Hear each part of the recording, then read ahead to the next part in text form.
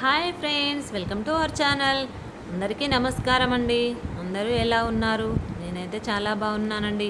ఈరోజు వ్లాగ్ వచ్చేసి మా పిల్లలకి ఇష్టమైనటువంటి గులాబ్ జామ్ అది ఎలా తయారు చేసుకోవాలో చూద్దాం. దానికి కావలసిన పదార్థాలు గులాబ్ జామ్ పిండి, అలాగే కాచి చల్లార్చిన పాలను కొద్ది కొద్దిగా పోసుకొని కలుపుకుంటూ ఒక ముద్దలా చేసుకోవాలి.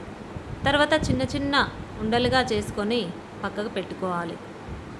షుగర్ సిరప్ తయారు చేసుకోవడానికి ఒక గిన్నెలో 1 కప్పు గులాబ్ జామ్ పిండికి 3 కప్పుల షుగర్ వేసుకొని అదే కప్పుతో 3 కప్పుల వాటర్ పోసుకొని ఇలా మరిగించుకోవాలి.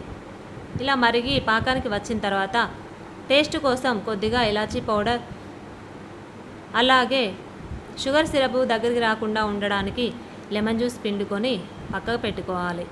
తర్వాత ఆయిల్ వేడయ్యాక గులాబ్ జామ్ ఉండలను వేసుకొని మీడియం ఫ్లేమ్లో వేయించుకోవాలి.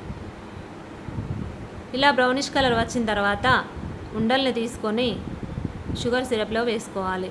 తర్వాత మిగిలిన గులాబ్ జామ్ ఉండలను ఇలా ఆయిల్లో వేయించుకొని బ్రౌన్ కలర్ వచ్చాక షుగర్ సిరప్లో వేసుకోవాలి.